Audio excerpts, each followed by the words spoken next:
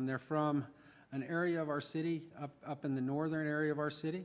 I'm glad to have you all here this evening. I would invite all of the folks in the audience to rise for the presentation of the colors.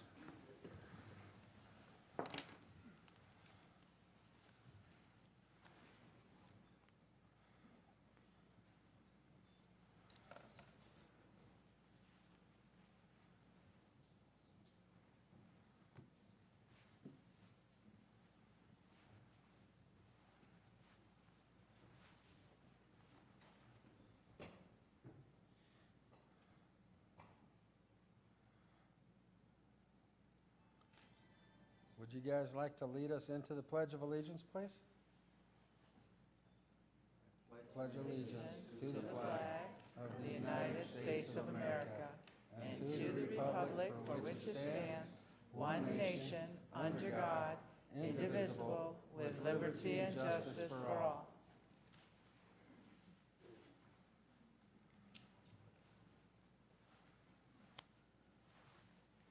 Mayor, I believe that they have something to present to you. Great.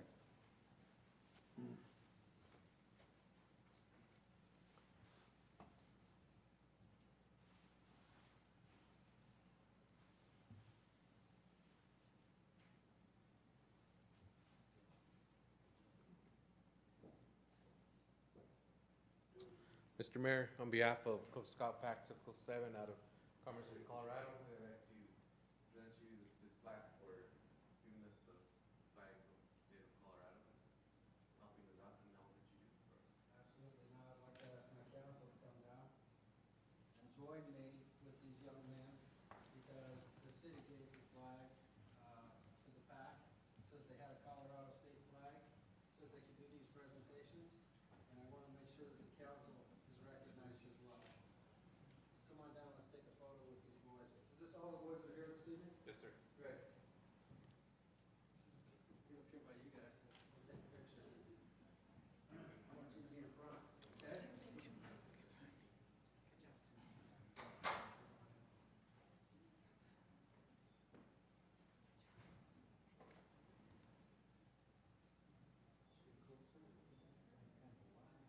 You need closer?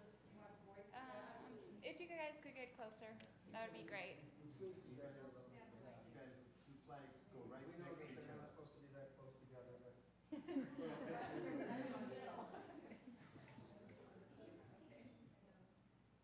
Joshua, put your head out. Thank you. There we go. 1, 2. Maybe take another one. 1, 2, 3. Perfect.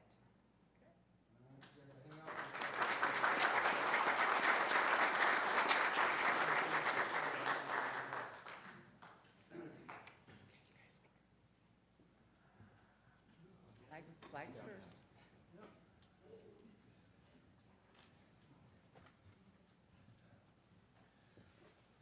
First of all, I'd like to say thank you to these young men that are in the program and learning to be better citizens and to help the people in Commerce City and to help themselves.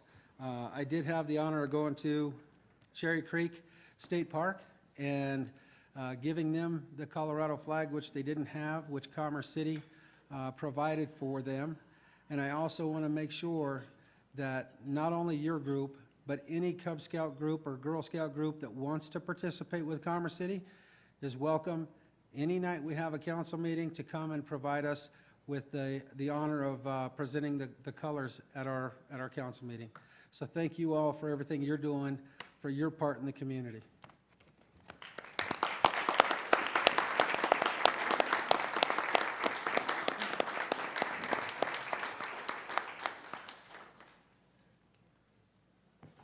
Good job, guys.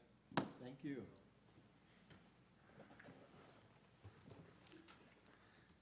And I'll hang this little plaque in my office, so anytime you come by, you can see it.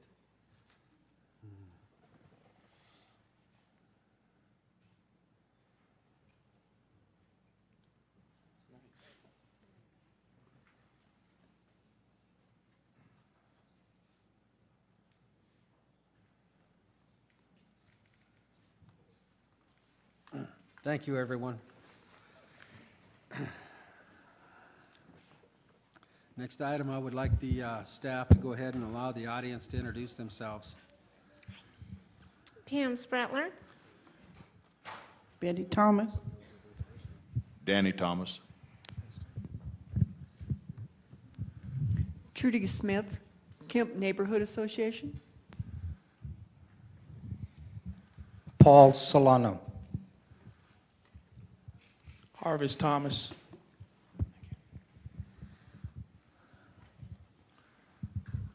Guillermo Serna. Gene Leffel. Joy Bishop. Christy Douglas.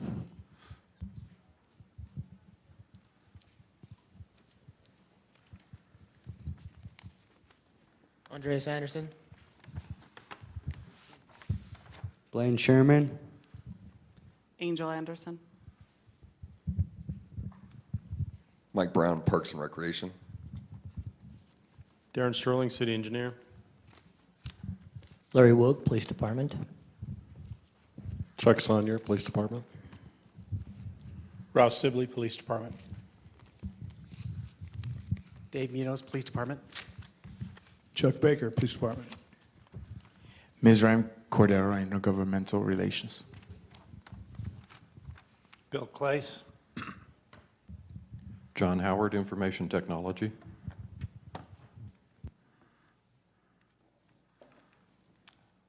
Thank you, and welcome all who have attended this evening. First item on our agenda is going to be before we get to the first item, I want to ask the council for a motion to allow Mr. McEltony to be excused from tonight's meeting. Mr. Moreno?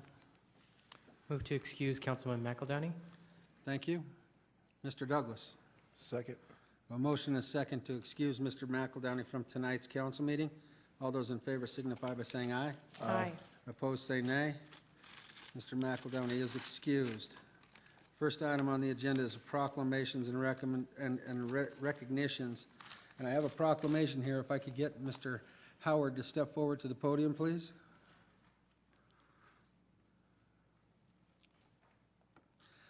I'll read the proclamation. Whereas the City of Commerce City's Memorial Day Parade has been a staple of our community for 48 years, and whereas the parade would not be possible without the dedication of numerous city employees who volunteer their time and resources to ensure its success, and whereas Mr. John Howard, the city's Information Technology Director, has served as a volunteer for 34 years, staging the parade entries, and whereas the parade grew from a 15-minute route in downtown Derby with 20 entries to a 2-hour, 1.5-mile parade with over 150 entries during his tenure. And whereas, with Mr. Howard's leadership, the event has become Colorado's largest Memorial Day parade with more than 10,000 spectators annually.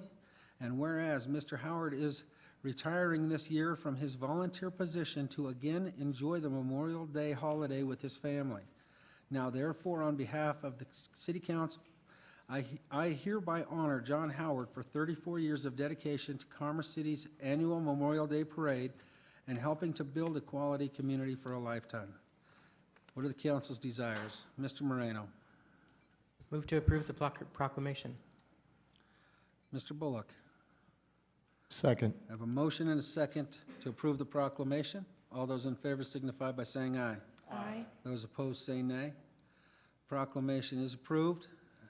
And I'll come down and present it to Mr. Howard. And I first would like to tell you, over the years while I was an employee, I had the opportunity to work beside Mr. Howard at these parade functions and the volunteer efforts that he took over the last 34 years, the importance that has been to this community, to have employees who have that kind of dedication to go out on their own time and help to make this happen. I truly appreciate every year that you participated, Mr. Howard. Thank you.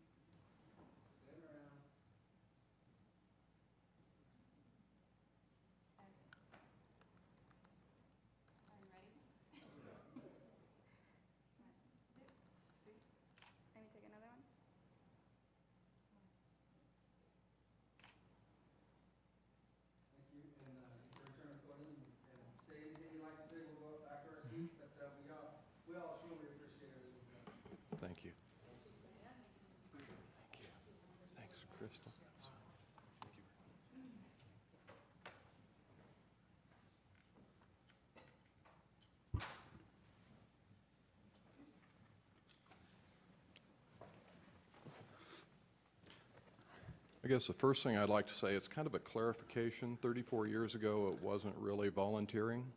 I was the new guy, so I didn't have a lot of choice in year one. Truly, this has been, it's a team effort. Every department in the city participates in this. I had really kind of a small part when you look at everything else that was done. Public Works, Parks and Rec, Police Department, everybody comes together for the parade. The parade committee, worked with them for years. It's an outstanding group. And they're the ones that really make it happen.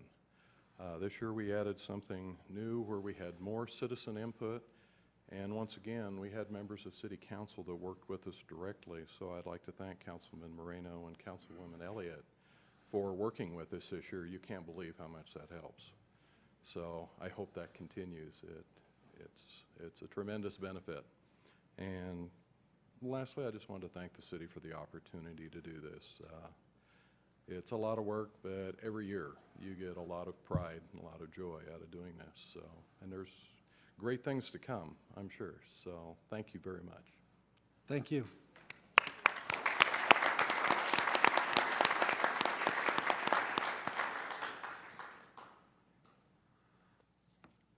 Next item on the agenda is going to be citizen communication.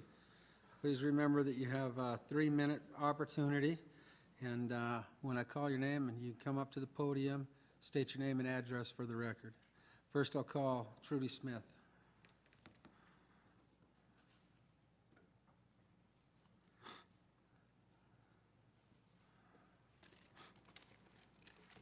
Trudy Smith, 7142 Pontiac Street, Commerce City. I wanted to come and let you know that Kemp Neighborhood Association is having music in the park again this year. This is the second year. And this year we've snagged what we found out is a Commerce City-based band called Colorado Storm. They don't play here much because we don't have much venue here, but they play country western, and when asked, they said, oh yes, we do all sorts of music. And we wanted to invite you all and everyone in the audience to come and enjoy it with us. It's free of charge. Just bring your picnic lunch in your chair and plan on having a really good time. We even think we're going to do a little dancing on the asphalt. And it's this Thursday, the 23rd at 6 p.m. to 8 p.m. So here are the flyers I have left. I don't know if I have enough for you, probably not. We can share. We can share. Great. So then the other thing is, I was in a conversation today, and a question came up about the little tax/surcharge that we have on our Commerce City downtown King Soopers grocery store. The last time I was there, it was 3 cents on $6.70 purchase. And I know that that store's been in existence a really long time. I was told originally that that charge was about paving the parking lot, but I never really heard an official version of what that is, where it goes, and when it will be not there. It was for infrastructure. I don't know when that expires. I would ask Mr. Tinklenberg if he would like to address it. Do you know where we're at with that? It was for public improvements, was it not?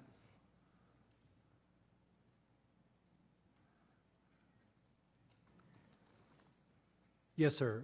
That was a fee that was put in place by agreement with the developer and pays for public improvements. As I recall, it has about another 20 years to go. Okay. And that's for more than just parking lot. That was for water and sewer infrastructure, all kinds of things, correct? There were a number of public That's what I improvements thought. made there, yes. And the amount of that is 1/2 of 1%, is that Is that correct? correct, Mr. Tinklenberg? Yes.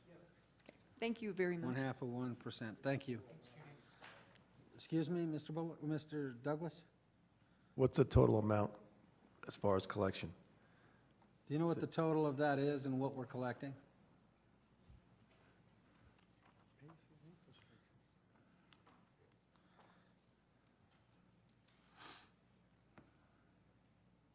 I don't recall the amount offhand, but I know it is limited by an upper threshold of amount of money that they invested that they're to be reimbursed, and it's also limited by the time. So if time runs out before they're reimbursed the full amount that they spend, then that's it. They don't get any more. Great. But Any- we can get you that number, I just don't recall it off the top of my Right, head. and there are several different type of taxing opportunities or recovery type opportunities for public infrastructure. I know one was used on Walmart when it went in, and that was, we got to retain the tax until the public improvements were paid off. We got to retain all of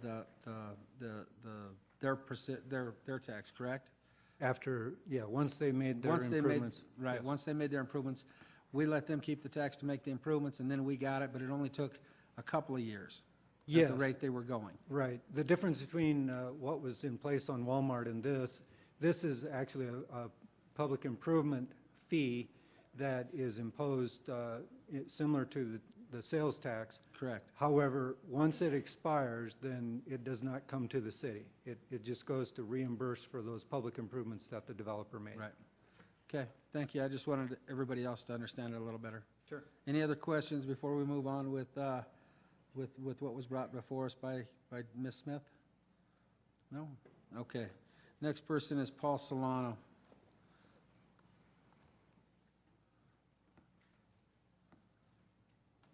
Good evening, Mayor and Council. My name is Paul Solano, 6751 East 60th Avenue. I wanted to take this moment to accommodate the council on the great job you did on amending the Land Development Code to address the fracking issue.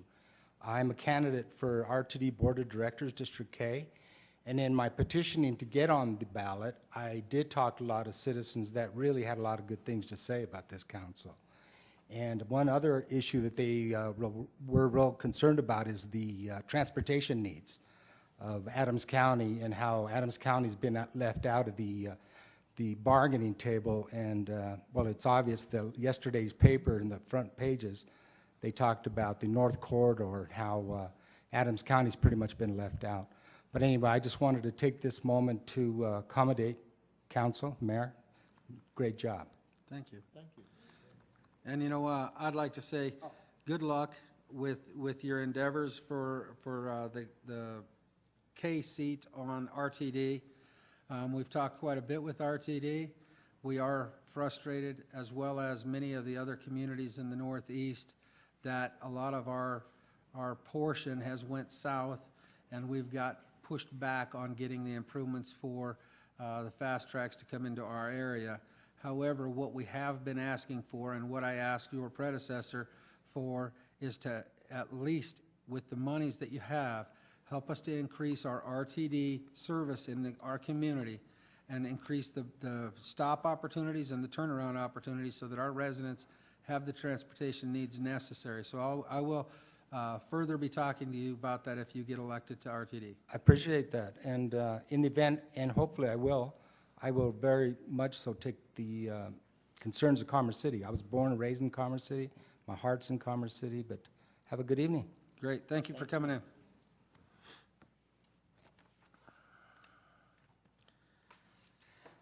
Next item on the agenda is approval for the minutes of August 6th. Mr. Bullock. Move to approve the minutes of August 6, 2012. Mr. Teeter. A motion and a second to approve the minutes for August 6th. All those in favor signify by saying aye. Aye. Opposed, say nay. Motion is carried. On the consent agenda, there are two items on the consent agenda. Does council, any council member have any concerns with either one of these items so that we can remove it and have further discussion? Mr. Moreno? I actually have a question about both items on the consent agenda. Do you want to pull them from the consent agenda? I will so move.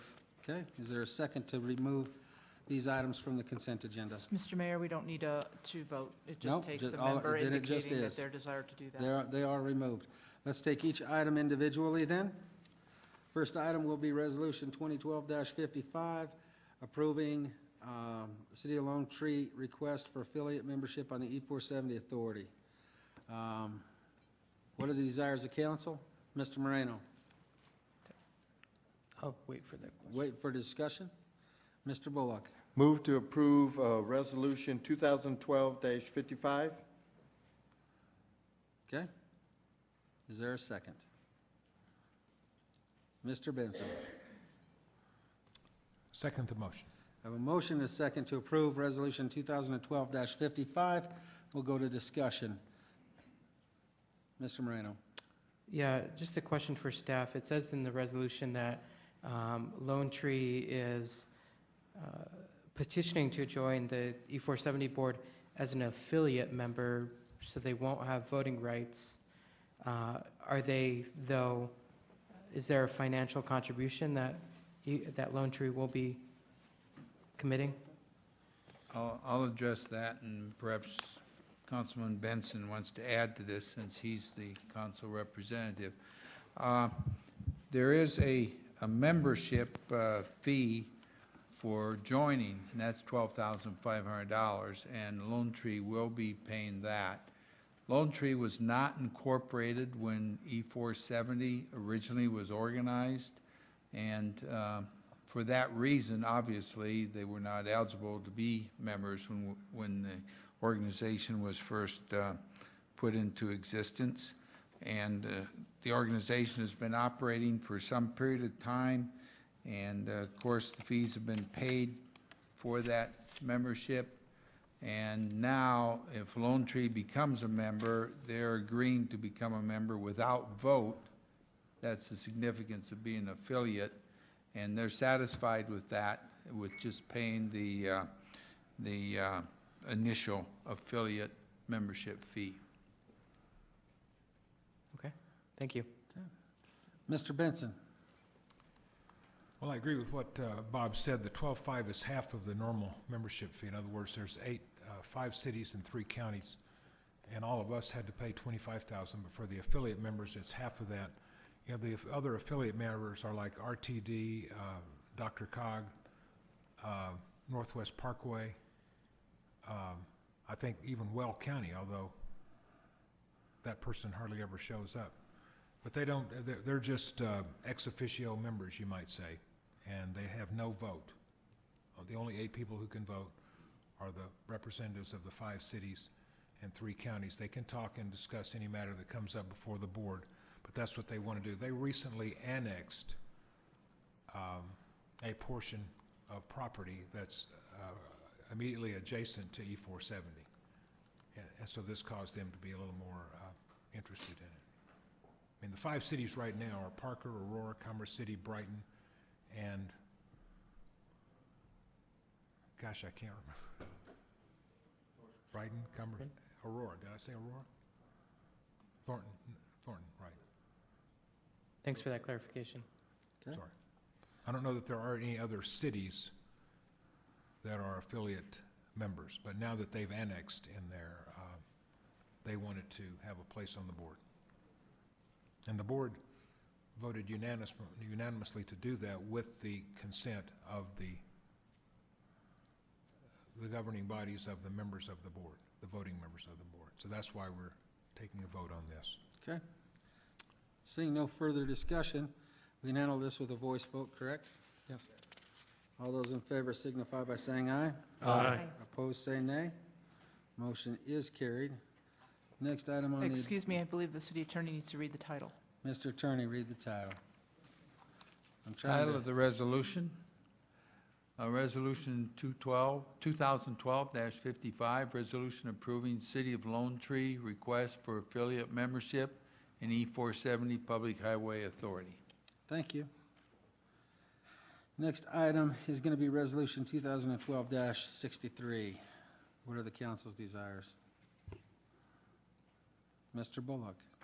Move to approve Resolution 2012-63. Okay. Mr. Teeter. I'll second that. A motion and a second to approve Resolution 2012-63 on second reading. What are, any discussion? Mr. Moreno. On this resolution, I just want to make sure that the actual language for the ballot is grammatically correct. There was one sentence here. I'm looking at the 4th sentence, well, right after Commerce City, Colorado, giving Public Service Company of Colorado the non-exclusive right to make reasonable use city streets.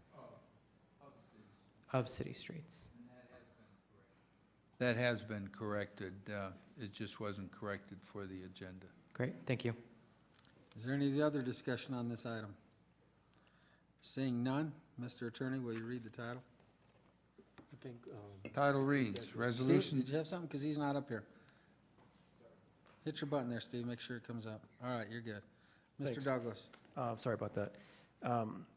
When this comes up, as far as explaining this in the little booklet everybody gets, is it going to go more into depth of just as it is here for question 1 and 2? That's just going to be in the book. Will it expand more as far as showing that if this vote doesn't go through, that what Commerce City will lose out financially?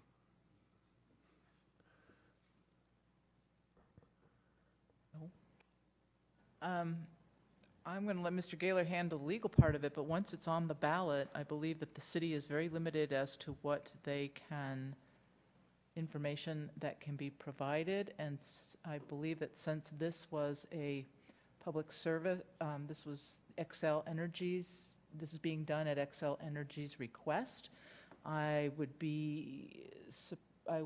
imagine that they would be doing some kind of informational, they'll be providing some information to the public, but I believe this is being done at their request. The city clerk is correct in that the city is limited to campaign for a ballot issue, as you well know. Right. So the city's role in putting out campaign information is limited, except we can put out information for purposes of informing the public, but we can't campaign either for or against a particular ballot issue. But Laura's also correct in that I would anticipate that Public Service Company will be putting out information for the public to be better informed about this particular issue. Frankly, it should not be contentious.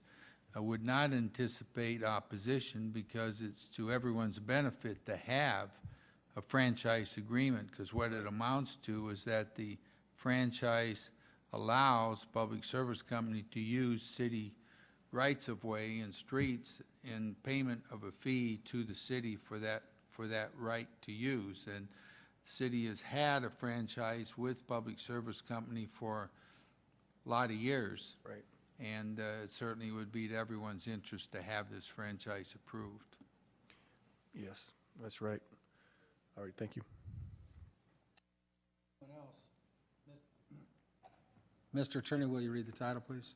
Title reads, Resolution setting ballot language for a special election to be held in conjunction with the November 2012 coordinated election.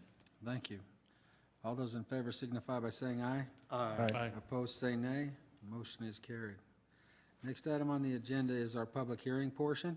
We have ordinance Z 902-12 and CU -98-12, which are being requested to be held over until, or continued until September 17th. What are the council's desires? Mr. Bullock. Move to continue Z 902-12 and CU 98-12 to September 17th. Thank you. Is there a second? I'll second the motion. I have a second by Councilwoman Elliott. I'm not used to saying her name because she never talks. It's kind of nice. Mr. Mayor, for clarification, that motion should include time 6:30 p.m., September 17, 2012. Is that acceptable to the motion maker? Yes, sir. And the second? Yes. Okay, I have a motion and a second to carry this over to September 17th. Mr. Moreno, do you have some discussion? Yes, is this being done at the request of the applicant? Yes. Okay, thank you. Any further discussion? Seeing none, all those in favor signify by saying aye. Aye. Opposed, say nay. It is held over until September 17th. Next item, resolutions.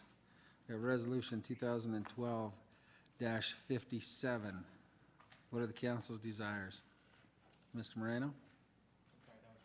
Okay. I got it. Mr. Bullock? Move to approve resolution 2012-57. Thank you. Is there a second? Councilwoman Carson? Second. Have a motion and a second to approve Resolution 2012-57. Is there any discussion? Mr. Moreno? Could we get just a brief staff overview of this particular item?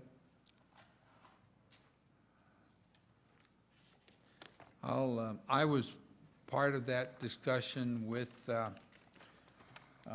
Murray Farms when this item was discussed with this Director of Finance, Roger Tinklenberg, and I. The matter was brought before City Council in a study session to advise you that this matter was pending and the request had been made. The reason why this is being handled as an incentive agreement is to avoid having to amend the Commerce City Sales and Use Tax Code to address taxation of agricultural activities in the city.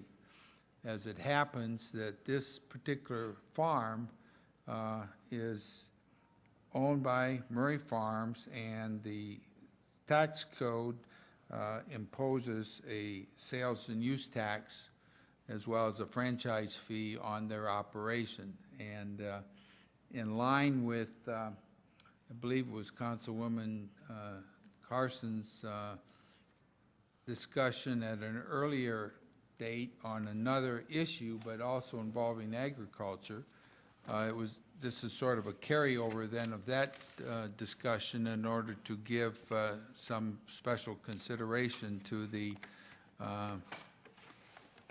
farming industry and very limited farming industry in the city of Commerce City, and this incentive agreement goes in that direction to provide that benefit so that the agricultural activities of Murray Farms as an agricultural going business in the city are not impacted by our sales and use tax.